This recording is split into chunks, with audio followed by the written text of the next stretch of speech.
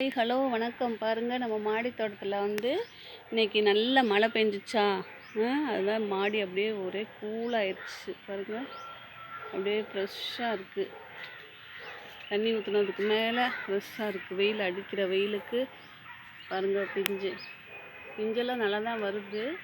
தர்பூசணியில் பெருசாகுதான்னு பார்க்கலாம்.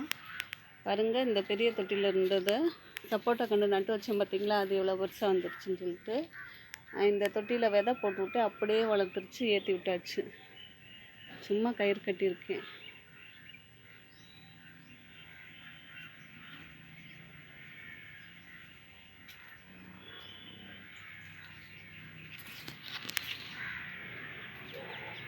இது பாருங்கள், இது வந்து குண்டு மல்லின்னு சொல்லுவோம்ல, அது பதியம் போட்டதுனால பூக்கள் வந்து குட்டி குட்டியாக இருக்குது.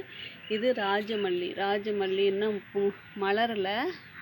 மலர்ந்தோடனே நான் வீடியோ போடுறேன். எல்லாம் முட்டாக இருக்குது, அரும்பாக இருக்குது. இது வந்து இருவாச்சி மல்லி. நாங்கள் என்னான்னு தெரில. மலர்ந்தோடனே இந்த பூவும் இது ரெண்டும் புதுசாக வாங்கி நட்டிருக்கேன் நான். மலர்ந்தோடனே 2 வீடியோ போடுறேங்க. அப்புறம் அடினியம் பாருங்கள், அடினியம் பதியம் போட்டதெல்லாம் வந்திருக்கு. இதில் விதை வந்திருக்கு. நான் வீடியோ போடவே இல்லை.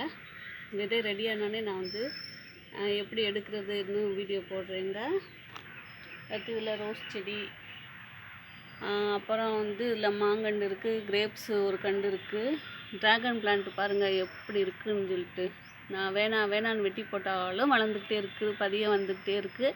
ஆனால் ட்ராகன் பிளான்ட் பதியம் யாருமே விரும்பி வாங்க மாட்டுறாங்க. வெட்டி மண்ணில் போடாமல் சும்மா போட்டு வச்சாலும் இந்த ஒரு நாள் பெய்கிற மழையில் வேர் வந்து தானாக அது வாட்டுக்கு உயிரோடு தான் இருக்குது. காயவே மாட்டேங்குது இவ்வளோ வெயில்லையும் கூட. இன்னமும் ட்ராகன் பிளான்ட் நமக்கு நல்லா வருது. ஆனால் இன்னும் பூக்கலை. பூக்கொட்டி வீடியோ போடுறேங்க. பாய்ங்க.